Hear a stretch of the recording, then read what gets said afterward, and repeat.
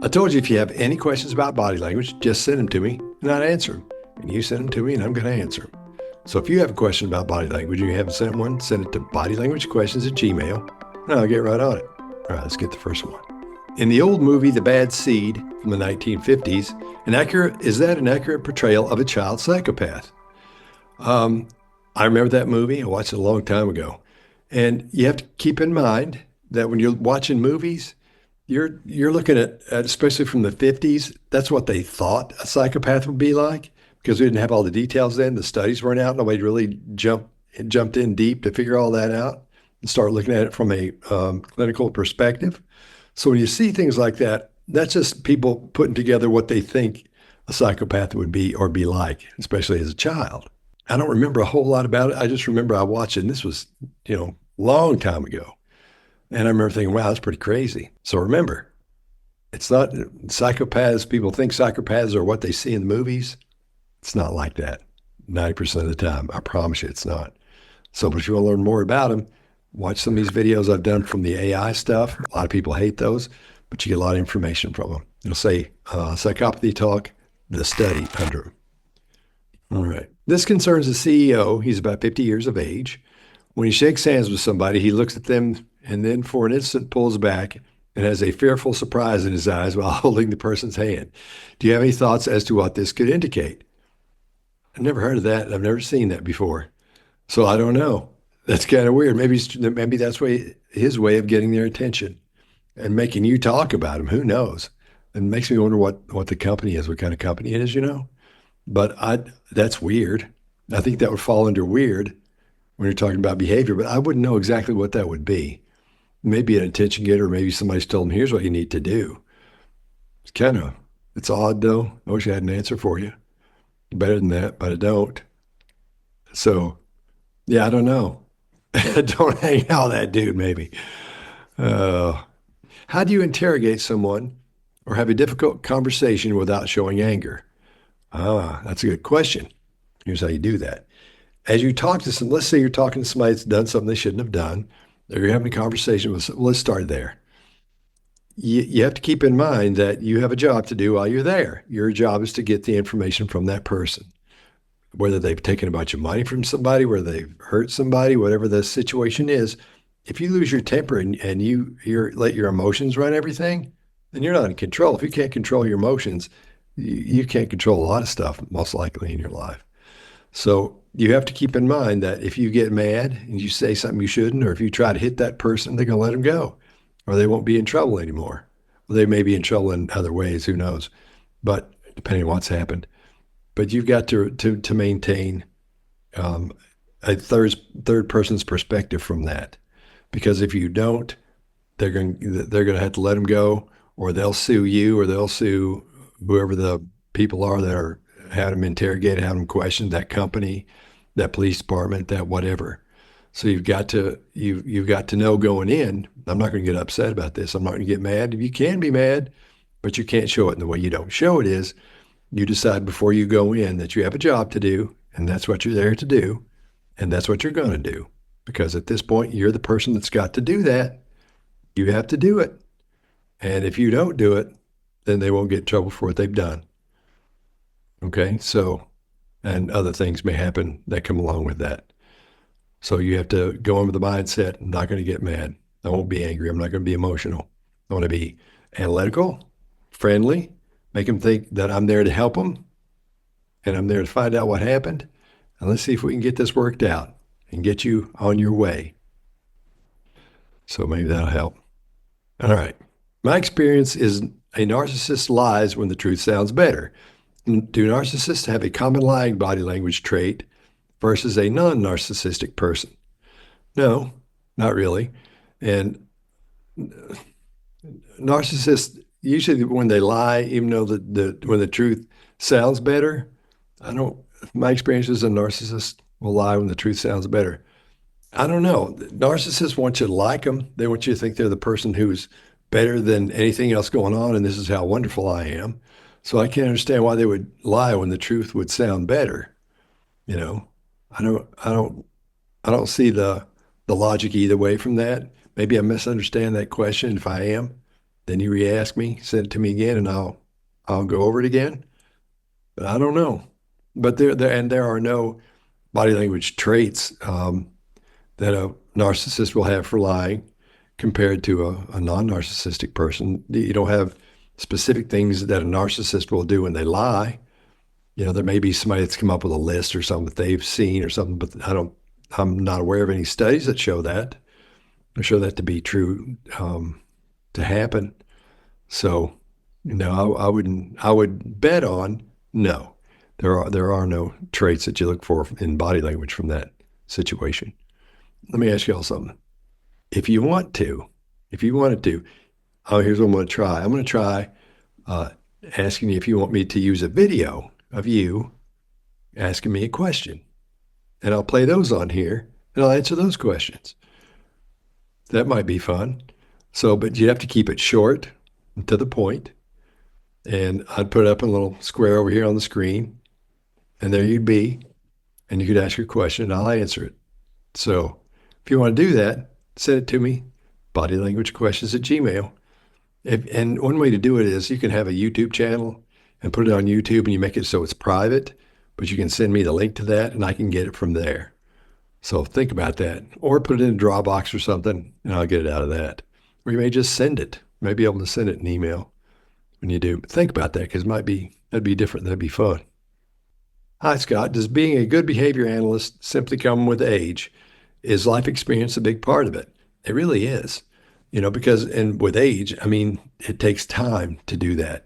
You can take courses, you can take a course and go, hey, I know a whole lot now. But once you know that stuff, you still have to experience it, so you'll know when you see it. So you'll know what it looks like, know what to look for. Oh, I see this happening. Maybe this is going to happen next. What I thought was going to happen next didn't. This did. So what's just what they've said may be honest or it may be deceptive because of this. It's sort of like a chain of thought processes that happen after you see something, because you'll be looking for cues and clusters of cues of behavior that'll let you know whether that person is, or will suggest whether that person is being deceptive or whether they're being honest with you. So that's actually a really good question. So it takes a little while to do, but you can get good at it. You should do it. You should try it. Read all you can. Read the studies. Get into the books. You can do it. So if you're worried about the time going by, you got time. Do it. You'll be glad you did. A year from now, you'll be so glad you did. It'd be awesome. Hello, Scott. What AI program did you use to create the Psychopathy Talk series? It's a thing called Notebook LM. LM stands for language model. Go look at that. Notebook LM. Just put that in Google. It'll pop right up and you'll see the way it works. It's fascinating. I talked about it on here, I think 2 episodes ago. It's really cool. You just take a study, you throw it in there, and it creates a little conversation between 2 people. Sounds like 2 people talking about whatever the study is you put in. And the only information it gives out is the information that's on that study. So it's really interesting. You should try that. Notebook LM. Can psychopaths be friends with other psychopaths or be in romantic relationships together? Yeah. So they may not be true friends. They will get along and you'll see them as friends because from an emotional perspective, they can't have the same emotions you and I have when we see somebody we know and love. They may not enjoy, but they may like being around someone because it gets them from them, but there's no reason they couldn't be friends with other psychopaths. It's not like black ants and red ants. When you put them together, they all fuss, you know. But yeah, they can have relationships like they have relationships with anybody else. May not be, have much depth to them, but they'll know that person. They can hang out with them and all that. But I don't think anything. It might be a little weird if you go deep on it, but I don't know. I've never seen that before. Hi, Scott. I have a question about the body language of a friend of mine.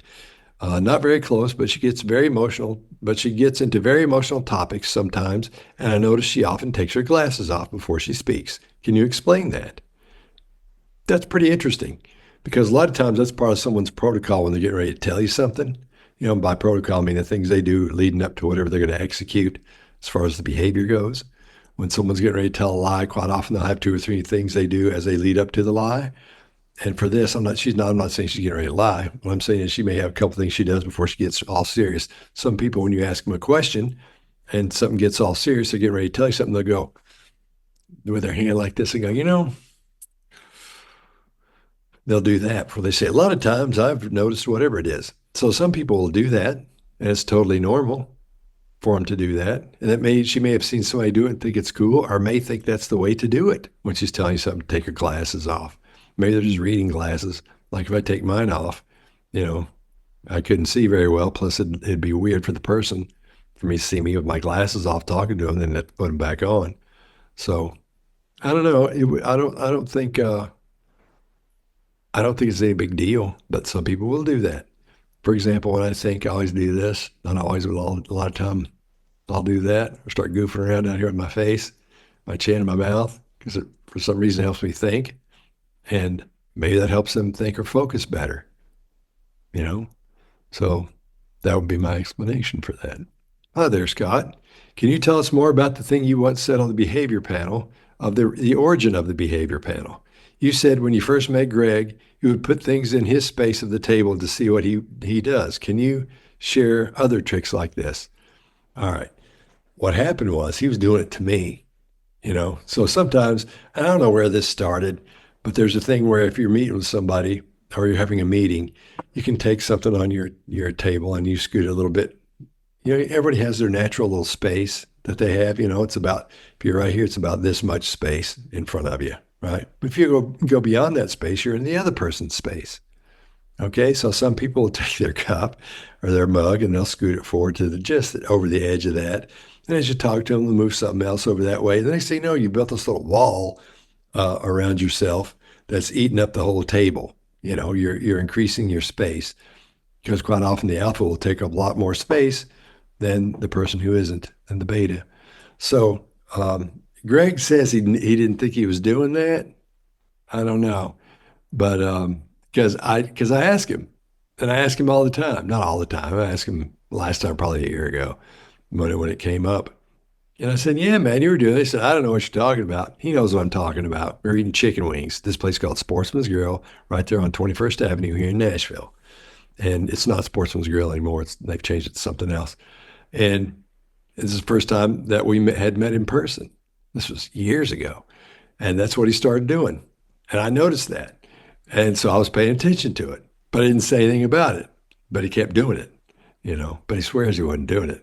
And maybe he wasn't, but boy, it sure seemed like it to me, you know. But that's what some people do when they'll try to get more space on the table, And these days, all that stuff of being the alpha and taking your space and all that stuff, that's sort of, oof. And when you see that sort of old school, because now you're just trying to get along with people the way the world is. And so it's better not to be doing all those kind of weird little things. And I don't know if he was doing that or not. Again, let me say that now that I'm thinking about it. No, I do think he was doing that because it was so much. I don't know. I fight with that about whether he was or not because I want to believe him when he says no, he wasn't. But he laughs when he says he wasn't. So that makes me wonder, you know. But but that's what that's about. That's why people do that. And used to there was a guy when I was at the Entrepreneur Center, a guy that worked there named Sam Lingo. He and I would start doing that to each other if we'd go out to eat somewhere for lunch or something. And he would start doing it to me and I'd start doing it to him. And we'd see who would go the furthest before the other noticed. So that was kind of funny. But that's the last time it's actually happened to me. I think it was with Greg, and that was years and years and years ago. So I hope that helped. I'm watching the TBP episode on Rebecca Fenton, and you guys are talking about how narcissists will overstate everything to make themselves seem more important. They do. For example, when she talks about her house, she makes it sound like the Taj Mahal. I think I said that. Would you agree that some narcissists will do the opposite and have a constantly tragic story in order to make themselves the center of attention? If that's not narcissism, what is it other than bipolar disorder? Now, narcissists will do, it depends. That might be in that scenario you're in. You may have heard, you've heard of one-upping people. That may have been a narcissist trying to one-up you so they can be the star of the horrible stuff that happened. So they can be the highest one up, the highest level up on, oh, here's what happened to me. So that may be what you're talking about there. But I've noticed mostly they start showing you things they have or telling you about them. It's always right there on the top of it. And then they somehow, within the first little while you meet with them, they'll tell you if they know a famous person or are friends with them. They got to tell you that. I've told that before on here. I know this guy um, who's married to this woman who does that. She's married.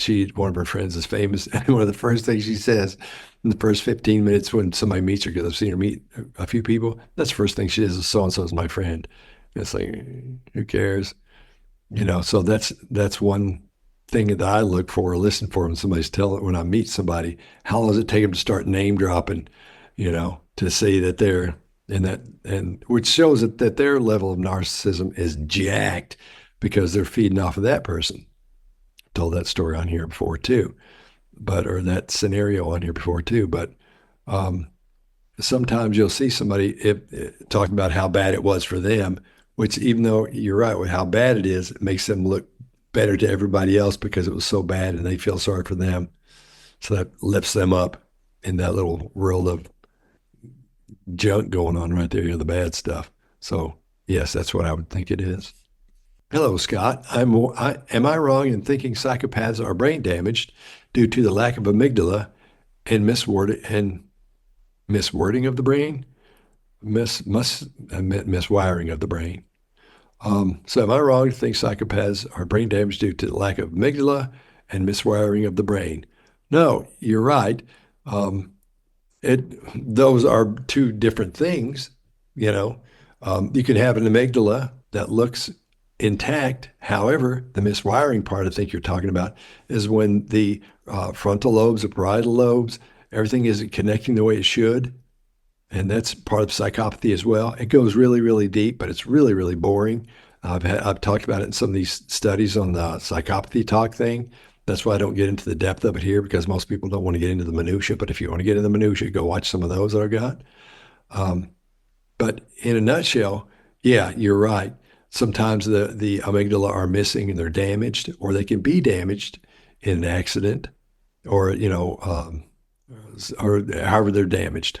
You could be having brain surgery and something happened to them, and you can end up where quite often what happens is somebody gets hit by a car and it changes their personality. And that happens a lot. A lot of kids get hit by cars compared to adults. And so you all the time hear stories about that. Sam Kinison was a comedian and he was a normal kid and everything going great. And then he got hit by a car when he was a little kid. And everybody said it changed his personality. And he just became this person who was all the time, going to the edge of things, you know, driving too fast, taking too many drugs, that kind of thing. Same thing happened to Roseanne Barr. She got hit by a car. I think it was when she was real little. I'm not sure, but her personality was one style, or everything was going a certain way, personality wise, and then she got hit by a car, and it changed her. So that's common to happen, and that's how you can damage your. I'm not saying they had damage to their amygdala, but that's one way it could happen. And one way I think it does happen sometimes somebody gets brain damage. And I'm not saying that I just think. I know for a fact if you get brain damage that affects the amygdala, that's bad, and it can give you the traits of a psychopath. You can completely change your personality because you don't have empathy at that point. The amygdala is what allows you to have empathy and feel sorry for somebody. You can have sympathy for somebody, feel sorry for somebody, but to have empathy for someone is to feel what they're feeling. For example, if they burn themselves on the stove, you don't go, "Oh wow, I bet that hurt." You just laugh because you can't put yourself in that person's shoes to say, "I know how that feels, and I know that hurt or it probably hurt." And that's the big deal about the amygdala, of the many things that it does. And that's not the only thing it does because it's part of the limbic system. And the limbic system deals with emotions, it deals with fight or flight, it deals with all kinds of things. But when you start talking about psychopathy specifically, the amygdala is the star most of the time, plus the things that don't connect or that aren't wired properly in the rest of the brain, other parts of the brain that create the psychopath. And that happens, you're born that way, or something can happen to your brain and damage it, and you can become that way. And that's the only way. You don't become that way by the way you're treated or raised or anything like that. Those are what people call sociopaths. And the sociopathic personality is quite different from the psychopathic personality, psychopath personality, because the sociopath is the one who's been raised where their feelings weren't addressed as a little child, or their parents are alcoholics, or one of them's an alcoholic and beats them up all the time, really mean to them. And the only thing they see, quite often, the sociopath, is violence as they grow older. So, and that's a tiny little example of that. I'm not saying that's specifically how it happens every time, but generally, that's the overall concept of it, of how that happens. The feelings aren't allowed to grow and aren't addressed and aren't nurtured, in other words. So psychopaths are nature, sociopaths are nurture. You're born a psychopath and you're raised a sociopath. Unless, of course, you have brain damage from whatever it is, car wreck, bus wreck, plane crash, whatever it is, stroke, and part of your brain is damaged that deals with keeping you normal, not being a psychopath. Your brain is still wired the way it should be. So I hope that helps. Hi, Scott. I'm not sure what the format is for you for teaching, but but if you teach classes with the same students over a period of time, are you able to notice any body language in someone that something may be up? Like, have you ever thought or realized that you were dealing with a person with clinical narcissism or psychopathy? I see what you're saying, and that's a good question. And when you're training or teaching, the interactions you have, or that I have anyway, you really don't have a chance to go through that personality type to see what you're dealing with. You may get an idea, within the first 6 to 9 seconds when you see somebody, your brain makes a decision about what that person is and who they are, makes up a backstory for them, even though you've never seen that person before. I'll go in depth on that at some point on here. And so that happens a lot. You say, "Oh, I bet she's nice," or "I bet he's a good guy," but you never know, because in training and teaching, from my experience, I really don't get into the personalities of each person. I'm there to teach them stuff and I make sure they learn everything. But I haven't been able I never thought I've spotted a psychopath or a clinical narcissist when I was doing that. Not under the impression that I have. So I haven't. I haven't seen that as far as I know. I do watch people when they come in, and I see how other people are acting around those other people. I see who's by themselves and who people may not be associating with. Because when you see stuff like that, you might feel a little bit, I'd say feel sorry for them, but you wonder what's going on. Where nobody's talking to them, and if they have a frown or a concern on their forehead the whole time, and nobody's talking to them, makes me wonder: are they new? Has it always been like that for them? That kind of thing. So, in those people, I do worry about a little bit because I feel sorry for them. That's so cornball, but that's what I've noticed. And but I really haven't noticed, psychopath or clinical narcissist in those situations. Even when dealing with the military, that's a different scene. You're dealing with a room full of alphas, so that is. I don't think I've spotted any of that in there, because the interaction you have with military is totally different than you do when you're teaching, say, body language and behavior to college students or law students. If you're teaching something to entrepreneurs about pitching, it's really tough to see that. There's no because there's no stress on these people. I'm not asking them questions that would involve them, being stressed, and be able to watch their body language and say, "Oh, I think we're dealing with this or that." So, no, and for me, I don't think I've ever spotted one. Not that I remember. Good question, though. How does a high functioning psychopath act around people who are completely unaware of their traits?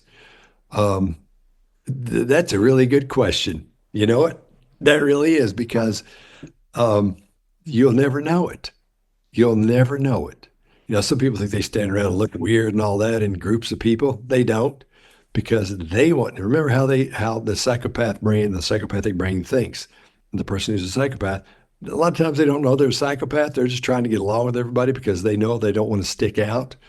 That's why you start seeing yourself in them, because they start copying what you're doing and saying. not like verbatim all that, but the things you talk about, they'll be interested in. Oh, I'll know something about that. They may not know a lot about it, but whatever they know, they'll start talking about and tell you they're interested in it. You'd never know it. 90% of the time, you will not know it. Now, you may have a situation where the person has a brain situation, neurological situation going on where it makes them act weird.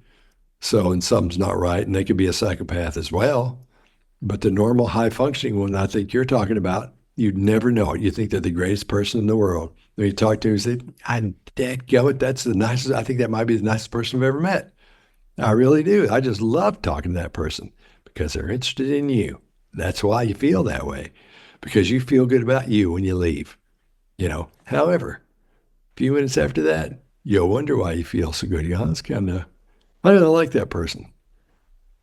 I don't, you know, but you'll know something wasn't right about it. Quite often, not every time, but a lot of times. So, but a lot of times you'll never know when you meet one. Most of the time, I've talked to them before and didn't know they were right out of the gate.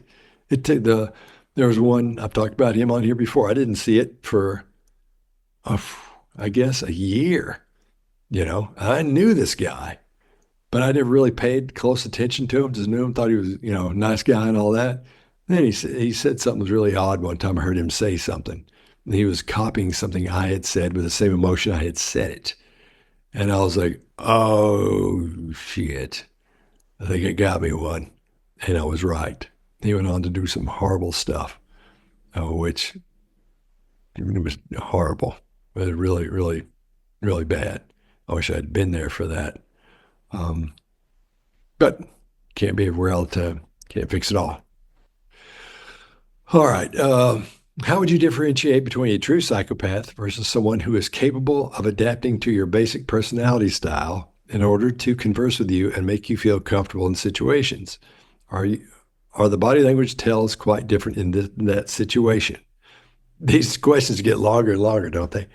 Um, a true psychopath who's versus someone who's capable of acting like you and to talk like you. It takes a while to be able to do that, to pull that off, because I think what you're talking about is matching and mirroring compared to the psychopaths. Let's say that's what it is. When you're in a business situation, you're just meeting someone, trying to connect with them, and you start what's called matching and mirroring. You try to match the way they talk, and if they're a person, there are three different styles of communication that we all have, and though everyone's unique, yours falls under one of these three categories. There'll be vision, seeing things, hearing things, and then feeling things, right? So if you see something, if you talk to a person who talks about, well, that looks good to me. I see what you're saying. And they'll talk about things like that. Then you couch things like that. So that's what you'll start saying. That does look good. I see what you're saying. And you'll start using things that are similar to how they talk. You'll talk about the way things look. If it's the way somebody, if it's a person who communicates through auditory connections with you, and they'll say, "Oh, I hear you, man. I hear what you're saying. That sounds great. Let's do that." They'll use words and phrases like that. So you'll start using sounds and phrases that are similar to that. So you connect, right? It was when it comes to someone who when you deal with feeling, you know, then you talk about things. Well, I don't know how to go. It's a little bit rough. Got a little bit of sticky situation there, you know. Oh, he really burned him on that one. It'll be things like that. So that's the way you would start couching your things as to how things feel. Oh, it went smoothly. That's a great way to see it. It went very smoothly, or whatever your feeling thing is going to be. Or it was a little bit rough in there, a little sort of bumpy that relationship. They'll talk about it like that. So you'll start doing that. Now you have the psychopath who will start imitating you, but not right out, not blatantly imitating you, but they'll take on things that they realize that you like. And most everybody likes themselves. So they'll start doing little things that you do, and they'll start talking like you talk. And they'll start acting like you act. It's not necessarily the matching and mirroring part, although they're doing that, it's at a different level. They just do it naturally. It just flows. Where for someone who's not used to doing that, it takes a minute to get a handle on that and hear it and then start doing it. Psychopaths lock right in on that. So it's much easier for them. to make that happen than it is for someone who's not a psychopath. So it's a little iffy in there when unless you know specifically the difference in them. I can do it pretty much when I see something like that happening. It takes a while. You can't just spot go, that's a psychopath, because you can't spot them. I don't care what anybody says. You can't just spot one. It takes a while to figure out what's going on. And the difference, that's a great question. I see exactly what you're saying. But um, there's a difference there because going back to that, the psychopath is it just can ease right into it. You don't even see it happening. And when someone who's not a psychopath does it, when they start mirroring you, when someone's doing this, you want to try to do something similar to that, not exactly like that. You may, if they're doing this, you may end up doing this or just doing your hand there for a second. And if they aren't to itch themselves, you don't have to itch yourself. You just move your hand a little bit. This gives that concept of the mirroring there so that people like seeing themselves and like things that are like them. So um, that's a big difference there. But then again, the psychopath, very smooth when it comes to it. You really don't realize it's happening when it's happening. I've watched hours of that, and it is fascinating to watch that happen, how they lure somebody in. It's fascinating. And again, the studies on that, as boring as they are fascinating. So if you like the studies on that kind of thing, look up those psychopathy talk where it says the study on them. Those videos I have on here, they're short, 8, 12 minutes. Watch one of those. I'm sure I've covered it in there. What does it mean when a person looks at you head to toe and sometimes up and down several times? It's so uncomfortable, but they don't seem to either notice or care about your discomfort. Now, there's a thing you do when somebody's trying to talk down to you, or they walk up and they'll be a little bit snotty to you. If you look at them, just look at their shoes for a minute, for a second, and look back at them. That's a little unnerving. They don't know what you're doing, and they wonder as you're looking down at their shoes, and you look back at them. And you don't just look down, look up. You move your head just a little bit, and then look back at them. That'll knock them off their game just a little bit. That's one of my favorites when somebody starts that. So when they look you up and down like that, they may not be concerned with what you think about them or what they're doing. Maybe it's their way of showing you they're attracted to you. You could have several different meanings. Meanings. It is uncomfortable when somebody does that. If they do it several times, that's kind of weird, especially if they go all the way up and down. If it's a guy doing it to a girl, ugh, I don't know, man. I'd say heads up for that person. I'd say keep an eye on them. But that's kind of weird as well. So maybe they're not conscious they're doing it. Maybe they're so relaxed they're talking to, they're talking to you. You become so relaxed that they become relaxed and they don't have a problem looking at you anywhere. Because there are places you can look at people where it's okay and places where you can look at people where it's not, depending on how long you've been talking to them. Okay. Have this little area right in here, which is like a little triangle between like your mouth and your eyes. And you can look at that, and that's okay. You've just met somebody, you say you've known for a little while around the office and stuff.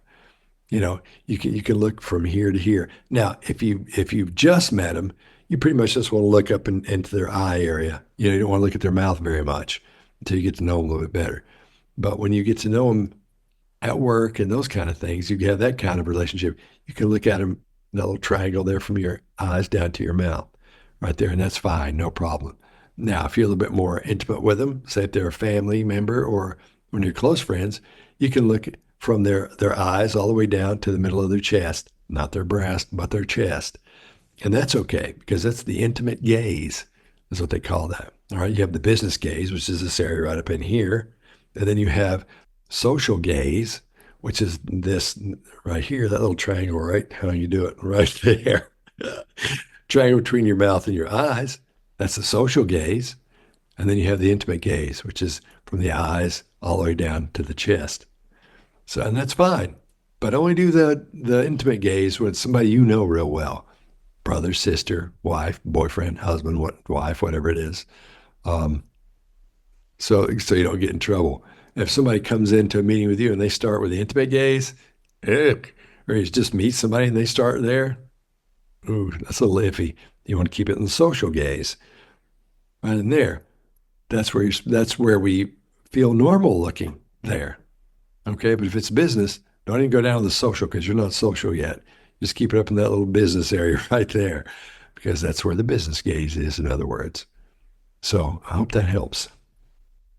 Hi, Scott. If a psychopath who had committed horrible violence later received an amygdala transplant while in prison, would their remorse be retroactive?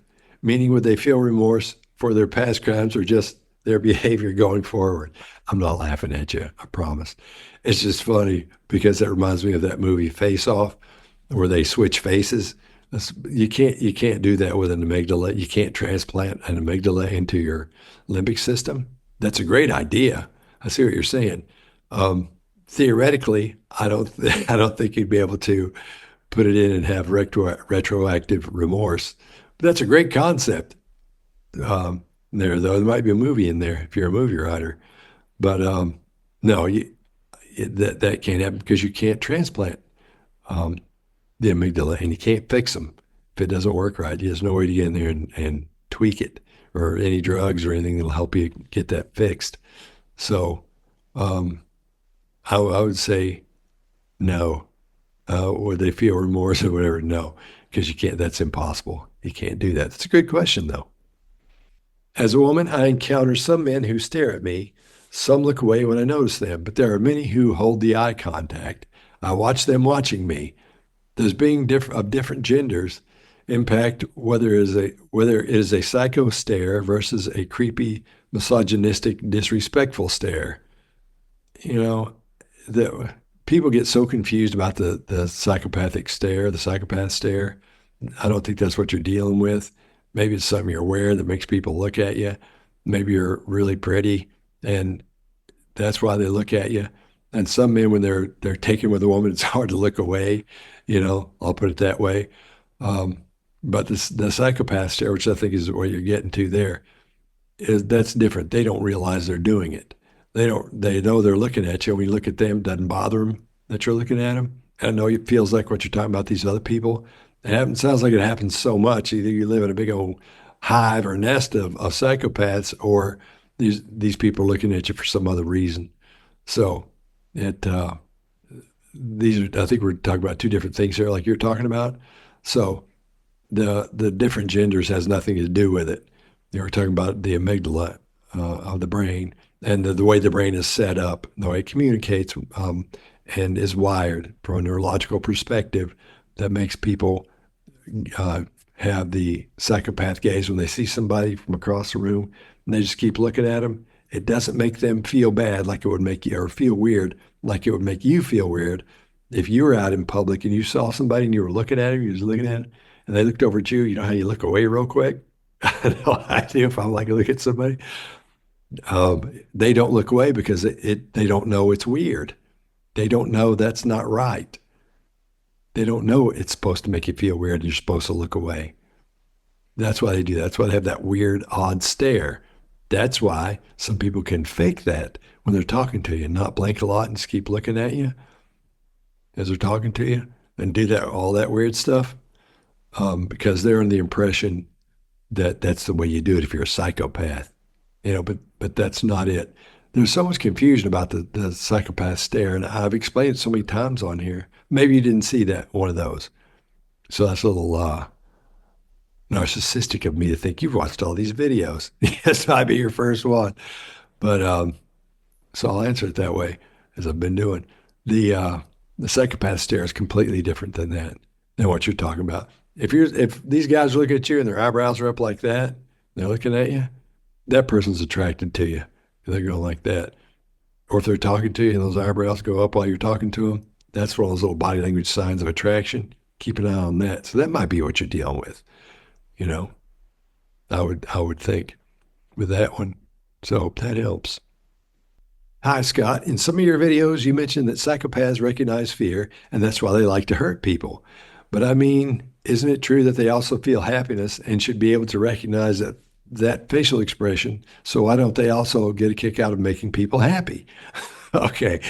Uh, it, when they recognize fear, it doesn't mean that's not what makes them want to hurt you. You know, that's not what happens. Well, they recognize fear because it's the only facial expression they recognize, and they recognize it early. That's one of the things they identify with. They see that and go, yeah, I know what that is, because it's like an animal running around. There's nobody in there. It's the way I like to talk about it. It's just a body running around trying to please itself. So that the whole thing about that they want to hurt you because they see that makes them want to hurt you. No, it doesn't make them want to hurt you. It just when they see that, they understand what it is. They see fear. It may not be the fear of them. Maybe the fear of something else, something you see in a movie, something you're seeing. You're afraid somebody's going to get hit by a car. Those kind of things. You're afraid something's going to catch on fire. They see those little differences in fear in people, but they don't see the things of, they understand what smiles and happiness look like because they've been told what it looks like. They've seen it on TV and all those things. So they understand what it is, but they don't have that feeling of why you do that. That's one of the things they have to learn once they become someone who understands that they're different than everybody else, as they educate themselves on what's wrong with them. And that's one of the things that they do, because psychopaths don't know they're psychopaths. They just know they're different from everyone else, and they realize, hey, hang on a minute, I've got to fit in here. I don't, because I don't understand why these people are making that face, and it may be them crying and making that noise. So I got to figure that out, because if I don't, I'm not going to fit in, and I need to fit in to do what I want to do and to get done what I want to get done here. So think of it like that, and that'll help change your perspective on the simplicity of when they recognize fear, so they want to hurt you. That's not what it is. So, and now the second part was, isn't it true that they also feel happiness? They don't feel happiness. They don't have that feeling. They don't know what that is. The only thing they feel is adrenaline and that rush of excitement when they take drugs or jump off something, something that, jump out of a plane or drive too fast, that kind of thing. So, yeah. So there's that. Hope that helps. Hello, Scott. I have a question about contempt. Do people generally show contempt on the left side or right side of their face? And if it varies, does one individual always smirk on the same side, or can it vary as well? It just depends on what side of your face it usually does it on. I'm sure there's no meaning to left side or right side. And I would imagine it would be the same side every time. Quite often, it's something happens very quickly and it's really, really small. Yeah, I don't know how small that is. Let's see. It's really, really small. So I'm under the impression that it would happen on the same side of the person's face every time, you know, for the most part, because you have a left side of your face. Like some people, I've talked about that on here before, I think the last time. Some people can't wink both eyes. They can only wink one. So they always wink the one. So I think for the most part, there would be one side most of the time. I'm not aware of any studies that talk about that, but from my experience, that's what I would be under the impression it would be. Hope that helps. If an actor in a show or movie says, I went for a run, and they didn't really, it's just something in the script, because it's just something in the script, will they show cues of deception? No, because they're acting, and they've said that line over and over and over again, and they're not living that line. What'd you do? I went running. It's not real. So they're just portraying that, unless they're supposed to look like they're lying about it. Then they'll learn what that looks like and act like that. So especially if their director wants them to look like they look guilty or feel guilty about that or being deceptive, then they'll study that, or they'll show them. They'll know how to do it if they're great actors. Tom Cruise is good at that. Brad Pitt's good at that. Who's another one's good at that? There's so many good at that. But and you know it when you see it. But no, it's just acting. So that's a good question, though. Are there borderline psychopathic would-be killers that never end up killing due to modern forensic science and tech, such as Ring doorbells, etc.? I would think so, because they don't want to get caught. So they may go, I can't go do that over there. I want to get caught. But I'm sure that if they wanted to be a serial killer, they'd figure out another way to do it. So, but I'm sure a lot of people like you wouldn't want to get caught doing something that wouldn't be serial killing or anything. But if you knew that somebody's going to see you do it or be able to figure it out pretty easy, you wouldn't do it. You wouldn't at work. You wouldn't take two candy bars instead of one out of the snack thing, you know. Or if somebody's taking stuff out of the refrigerator, you probably wouldn't do that if you thought you were going to get caught, or people would know. So um, I would think I wouldn't say that they never end up killing people because of that, because they would figure out a way around it if they really wanted to do that and be that and make that happen. They would do it, figure out a way to do it, and quite often they do. So yeah, um, I don't think they never end up doing that because of tech and forensic science, because they wouldn't do it in the first place if they thought they'd never get caught. None of them would have been caught if they were right. Think about it. So no. Hi, Scott. Is the lack of conscience a sign of a psychopath? That's the, yeah, you nailed it. That's the hallmark of a psychopath. No conscience about anything. They don't feel bad for doing things. Yeah. So that's the biggie. That's the big red flag you're looking for. Robert D. Hare wrote a book about that. Dr. Hare, Without Conscience. Read that book. It's about psychopaths. You'll learn so much from that. It's a great book, and it's right for your question. Perfect for it. I think you'll like that one. Have you ever been asked to read the body language of someone sleeping? And if so, how's this done? No, I've never done that. I haven't even thought about it. I know you hear that stuff where somebody has their hands behind their head and it's called the cobra and things like that. Or when they sleep on their side, it means something. You know, I'm not aware of any real studies that show that. I've seen articles that talk about that. And I've heard people talk about that, but how it deals with their personality and what it means and all that. I don't know if there's any of that or not. I think sleep is pretty much about being comfortable. So, but I've never heard of anybody reading somebody's body language, and I've never thought about it, never done it. I've looked at people sleeping and gone, "That's weird." I remember one time I was with this band on a tour bus, and I was a producer, but I was on the road with them for a little while as we were working on this record, this album.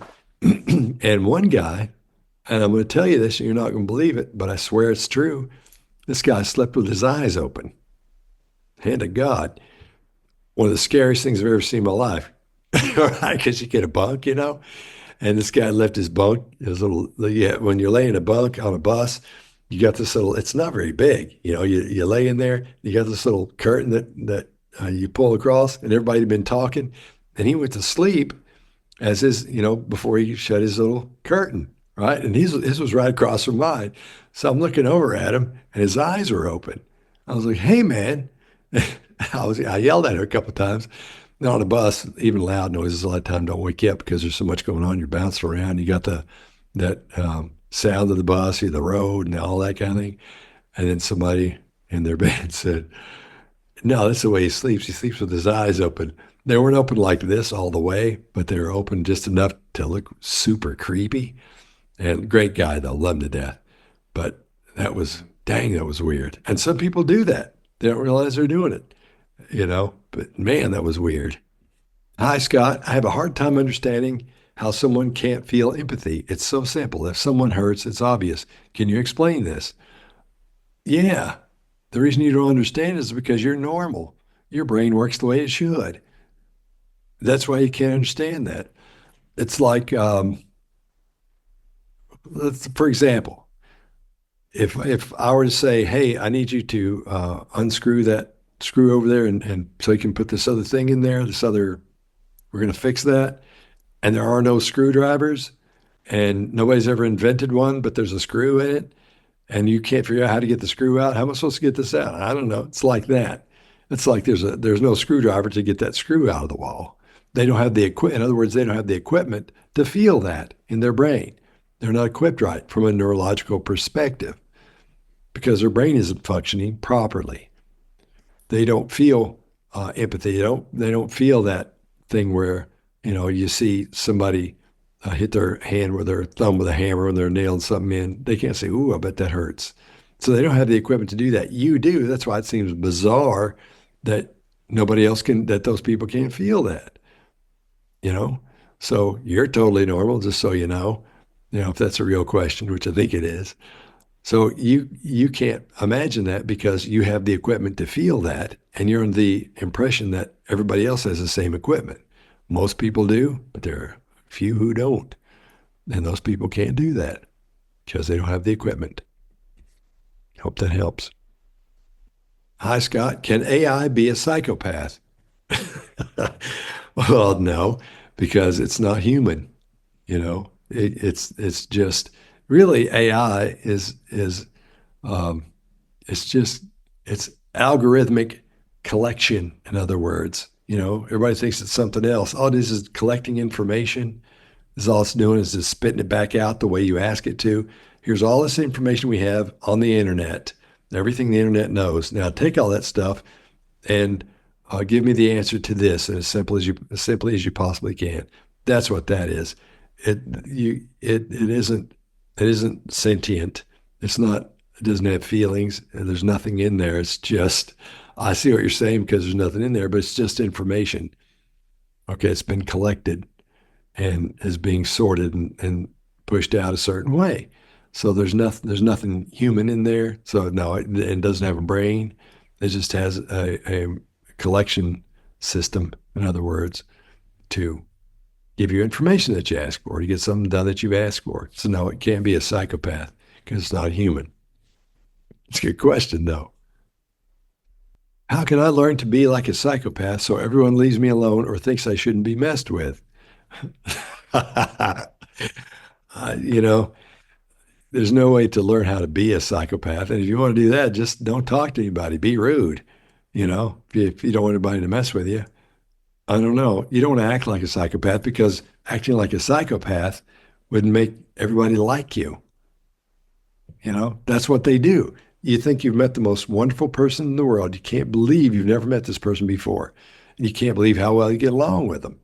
So if you want people to leave you alone, you don't want to act like a psychopath. That goes back to my pet peeve about how everybody thinks the people in movies and TV shows and stories are always, if you're a psychopath, you're always trying to kill somebody or do something horrible. When they meet you, they're going to be nice, really nice. So if you don't want anybody to mess with you or talk to you, then I don't know, you have to act like a professional wrestler or something, run around talking like one of those. But if you want to act like a true psychopath, then nobody would know it.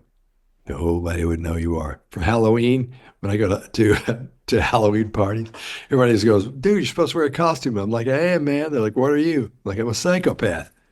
This is the way they dress. You never know they're psychopaths. So every day we could theoretically be wearing the costume of a psychopath. So that's what I always just go normal and say, I am, man, I'm a psychopath. Nobody knows it. That's my tact anyway. So I don't have to dress up or do anything.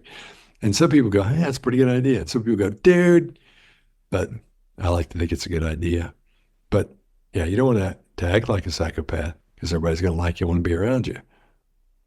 But if you don't want anybody to like you or anybody to be around you, act like a professional wrestler. Talk that way. And act that way. And nobody will bother you. That'd be weird. All right. If you have any questions about body language or behavior, just send them to me. Bodylanguagequestions@gmail.com. And I'll get right on them.